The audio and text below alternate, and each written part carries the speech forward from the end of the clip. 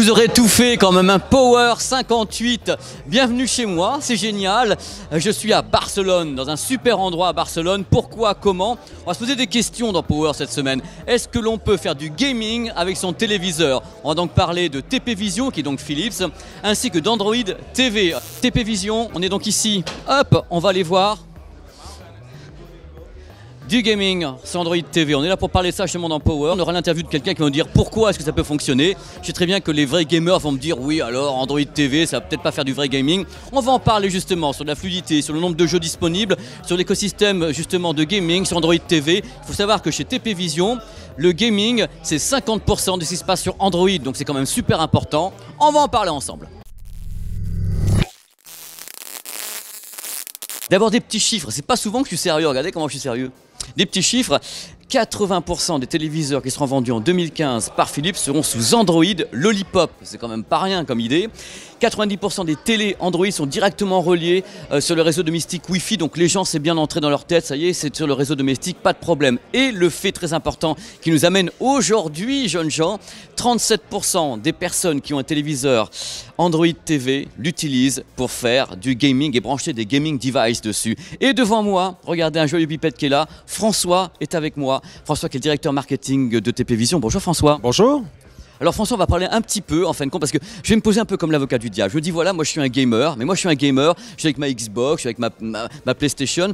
Qu'est-ce que vous pourriez dire justement aux gens qui nous regardent pour essayer d'habiliter le côté Android TV? Est-ce que c'est très très différent comme écosystème? Est-ce que les gens qui sont des vrais gamers pourront se reconnaître dans cet écosystème? Et comment ça fonctionne? Qu'est-ce qu'il faut connecter dessus? Est-ce qu'on peut brancher la console directement sur votre téléviseur? Beaucoup de questions d'un coup, hein. Beaucoup de questions, et pour revenir sur les chiffres qui viennent d'être évoqués, c'est vrai qu'il y a un grand changement avec l'arrivée d'Android TV, c'est la connexion enfin des télés, tout simplement parce que le français avait pour habitude de brancher sa box et retrouver plus ou moins les mêmes fonctionnalités. Et aujourd'hui avec Android Télé, on a plus de 90% donc des utilisateurs qui connectent, tout simplement parce qu'ils vont bénéficier de toute cette partie gaming. Alors cette partie gaming, on retrouve dans Android TV finalement ce que l'on a l'habitude d'avoir sur sa tablette, et ça c'est quand même un gros plus parce que finalement on peut commencer une partie dans ses transports en commun et la finir à la maison tout simplement. Et ce que l'on constate aujourd'hui, c'est tout simplement la population jeune qui est en train d'utiliser de plus en plus les tablettes Android avec des jeux que l'on connaît tous, Clash of Clans, etc. Et c'est quand même très agréable de pouvoir, en tant que parent aussi, regarder ce que font nos enfants à la maison sur le grand écran, et s'abîmer peut-être un petit peu moins les yeux aussi. Surtout que vous plébiscitez le cloud, oui, complètement. Complètement. Alors le cloud, c'est pour essayer de simplifier un peu tout ça. Aujourd'hui, il y a plusieurs façons de pouvoir jouer sur sa télévision. Tout simplement en branchant sa console, comme on a l'habitude de faire, et là on bénéficie des spécificités Philips avec l'Ambilight qui apportera encore une expérience complémentaire, mais il y a encore d'autres possibilités. On peut, comme sur une tablette ou un smartphone, télécharger son jeu, et là on va bénéficier de tout ce que l'on a sur le Play Store, mais on peut aller même plus loin, puisqu'aujourd'hui il y a des fournisseurs qui permettent, via le cloud, donc via Internet, d'aller faire ce qu'on appelle du streaming. Donc on va simplement recevoir la vidéo du jeu, évidemment en interaction. Avec une meilleure qualité que ce qu'on peut avoir. Mais non, mais tout à fait. C'est vrai qu'il y a des serveurs extrêmement puissants qui vont justement nous permettre d'avoir une qualité vidéo et une qualité de jeu qui ira encore au-delà. Et on va tout simplement avoir juste besoin de brancher sa manette sur son écran, voire même la connecter en Bluetooth, donc sans fil, et ainsi profiter tout simplement du jeu dans son salon sans avoir besoin d'une console additionnelle. Ça c'est mirifique. En plus vous venez de signer un partenariat, si je puis dire, avec des big one. Vous avez Gameloft qui est en partenariat avec vous, ainsi que Electronic Arts qui vont donc fournir comme ça. Quel est le type d'accord? Ils fournissent? Est-ce qu'il y a quelque chose qui est très très payant? Explique un petit peu ce qui se passe. Non, c'est évidemment des accords qui nous permettent nous de communiquer sur les licences en tant que telles, c'est-à-dire de bénéficier finalement de la communication et donc de la puissance de ces ce qu'on appelle des blockbusters, donc des jeux qui sont extrêmement connus et que les joueurs seront retrouvés ainsi sur les écrans. Mais au-delà de ça nous permet également de travailler avec eux pour que l'expérience du joueur soit la plus optimum sur les téléviseurs, parce que c'est vrai qu'on passe pour certains des jeux sur une tablette avec un écran plus petit et également un côté tactile, un côté gyroscopique, et là il faut évidemment, pour que le joueur puisse profiter à fond du jeu, trouver l'interaction avec le gamepad qui va être la nouvelle interface pour ce type de jeu. Vous êtes là, c'est bien. Bon, on a beaucoup parlé là de gaming, mais il y a un truc qui est assez génial sur l'Ambilight. On rappelle ce que c'est que l'Ambilight, les enfants. L'Ambilight, c'est un système exclusif à Philips parce que personne d'autre a voulu le faire ou a osé le faire. Vous avez évidemment des rampes de LED, des rampes de lumière qui peuvent être donc sur 2, 3, 3 ou 4 côtés, ce qu'on appelle l'Ambilight 3D ou autre. Et ils viennent d'introduire des trucs géniaux, l'Ambilight pour le gaming. Alors c'est super parce que si vous donnez un coup de feu par ici, vous allez avoir le mur qui va carrément prendre la couleur du coup de feu, donc c'est absolument fabuleux. Mais il y a en même temps maintenant l'Ambilight pour la musique. Donc vous streamez par exemple un truc de votre smartphone sur votre téléviseur et hop, vous passez par exemple un bon morceau d'Avicii ou bien un Calvin Harris dessus et hop, vous pouvez faire discothèque grâce à l'Ambilight. Et même plus fort encore les enfants, vous pouvez carrément couper l'image ici du téléviseur et ne garder que la partie Ambilight pour faire discothèque chez vous avec ces nouveaux téléviseurs de TP Vision.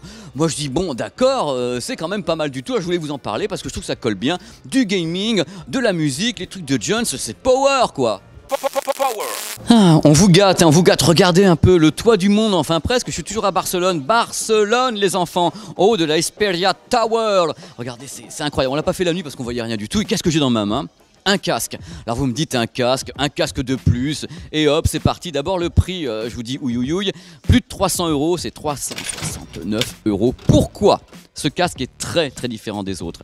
Vous savez, je vous dis souvent donc, sur Power, oui, alors quand vous avez des smartphones, on n'entend pas très très bien le niveau audio parce que ça pète pas beaucoup. Et bien dans ce casque, vous avez, quand vous le désirez, vous appuyez sur un petit bouton, vous avez un ampli casque à l'intérieur. Donc vous branchez le smartphone tout simplement à ce casque et quand vous voulez, paf, vous boostez le son tout simplement. Alors la conception est très très particulière avec un casque entièrement clos, entièrement fermé, haut-parleur de 50 mm, donc des gros HP à l'intérieur avec un aimant néodyme. C'est vraiment un produit totalement atypique, belle bande passante qui commence à 15 Hz pour finir à 20 000 Hz, que du bonheur. Rapport signal bruit très très élevé, 105 dB, donc c'est un casque, sur le papier c'est déjà bien. Alors moi je l'ai écouté, alors en effet c'est un casque qui colle très très bien avec les voix, c'est-à-dire que les voix sont chaudes, tous les instruments sont assez chauds, ça n'a pas beaucoup de grave, ça ne veut pas dire que ça soit du gros boom boom, mais c'est un son qui est assez finaux avec des aigus très très ciselés. C'est un produit que j'aime vraiment beaucoup parce que je trouve que c'est une solution ce produit. Ok, il est cher, mais il isole bien, ce qui est déjà un bon plan. Et à l'intérieur, le petit ampli qui permet en plus de rajouter du grave quand on le désire, c'est vraiment une bonne solution. Donc on peut dire que Mofi, le casque Blue de Blue Microphones, est une belle petite solution pour les gens qui ont un joli smartphone ou même des baladeurs qui crachent pas trop. Il y a 2-3 trucs qui m'ennuient quand même. D'abord c'est le poids. C'est un des casques les plus lourds que j'ai jamais testé. Il pèse 466 grammes. Donc c'est vraiment un gros casque, c'est le cas de le dire dans tous les sens du terme. C'est vraiment un gros bousin. C'est normal, il y a l'ampli à l'intérieur, il y a une grosse construction. Il y a une armature qui est très très métallique avec ce système mécanisme qui est assez dingue. Et en plus, il y a un autre truc qui m'ennuie parce que je ne suis pas qu'un garçon qui aime iOS. Le kit main libre n'est pas compatible Android. Donc il y a quand même vachement de gens qui sont sur Android. Donc c'est uniquement pour iOS. Donc c'est des petits trucs qui sont peut-être légers pour certains, c'est pas non plus la mort. Mais ça fait partie quand même, on dit toujours que dans Power, je dis que tout est bien. Maintenant, tout n'est pas bien. Il y a des trucs qui sont moins bien et il faut aussi le souligner. En plus, c'est un câble propriétaire. Si vous paumez le câble propriétaire, vous n'avez plus rien derrière. Voilà. C'est des petits trucs comme ça qu'il faut quand même souligner pour un produit qui coûte un petit peu une blindasse quand même. Hein. Allez, merci. Ich bin ein Berliner, ich bin ein Berliner. Regardez où je suis à Berlin, voilà, devant la porte de Brandebourg qui est juste derrière. Oh là, comment elle est belle. Mais je suis là pour vous parler de ça. Oh là là là là, mais qu'est-ce que c'est dans Power? Et ben voilà, c'est le HTC One M9, avec le bousin qui coûte un peu, ça blinde quand même, 749 €.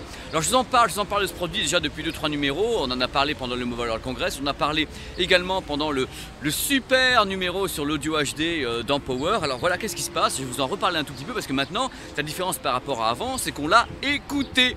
Alors on rappelle ce que c'est rapidement, le HTC M9 est une sorte de centrale, de centrale de divertissement extraordinaire qui est pour la première fois chez HTC entièrement compatible 24 bits 192 kHz, c'est-à-dire qu'il est high res, mais high res natif, c'est-à-dire que vraiment voilà, il est fait pour ça. Alors attention, il ne prend pas tous les fichiers les enfants, hein. Il prend le high res, donc le 24 bits natif en WAV et en FLAC. N'essayez pas de lui balancer du genre du AIFF ou de la LAC de chez Apple, il en voudra pas pépère. Donc c'est WAV et FLAC, ça tombe bien, ce sont les deux formats les plus utilisés. Alors à part ça, je vous l'ai déjà dit, il est Dolby Audio, donc il fait des trucs avec une sorte de 5.1 virtuel. Il est compatible AllPlay de Qualcomm, donc on peut le mettre en réseau avec d'autres matériels AllPlay pour transférer la musique ou autre chose. Donc c'est un produit très très pratique. Alors à l'écoute, alors qu'on soit d'accord sur un point, ce n'est pas non plus un baladeur high res, c'est-à-dire que le M9 reste un smartphone. Donc à l'écoute, on peut dire un truc génial, c'est que c'est un produit très agréable. C'est-à-dire qu'avec des fichiers en qualité CD ou bien des fichiers en qualité 24 bits, le produit est vraiment très agréable à l'écoute. Ce n'est pas un foudre de guerre dans le rendu du graphe, mais les aigus sont fins, c'est aéré, c'est un signal très agréable. C'est un son très agréable auquel on n'est pas habitué sur des smartphones, donc c'est important de le dire. Autre point super positif, oh la porte de Brembourg, je la kiffe. Autre point super positif, il peut remuer la plupart des casques, c'est-à-dire moi je l'ai branché avec des casques de DJ, je l'ai branché avec un casque Denon qui coûte un peu une blinde aussi parce que je l'avais, je me suis dit c'est super, et bien elle arrive à le remuer. Ça va pas vous donner 2500 décibels, mais il les remue, donc c'est pas obligatoire de mettre un ampli casque dessus. Donc voilà, c'est un produit que j'aime bien parce qu'il montre une voie, il ouvre une voie sur les smartphones qui peuvent enfin faire du son correctement. Bien sûr, il y a l'iPhone entre temps, qui est très très bon, ou bien d'autres HTC, il y a aussi des modèles Sony qui sont bons, et des modèles Samsung, ce n'est pas le seul HTC, mais là, en 24 bits 192 kHz avec un son pareil, pour le moment, c'est le seul. Là là, je suis nul. Oh là là. Merci, c'est la fin de ce numéro de Power, j'espère que ça vous a plu. La semaine prochaine, une autre émission de Power, je ne sais pas ce que je fais dedans, mais je vais le faire quand même. Pour me joindre, c'est tout simple, pp.business sur Facebook ou bien ppgarcia75 sur Twitter. Merci de votre fidélité à ce gros délire de geek sur 01net TV. Bye bye.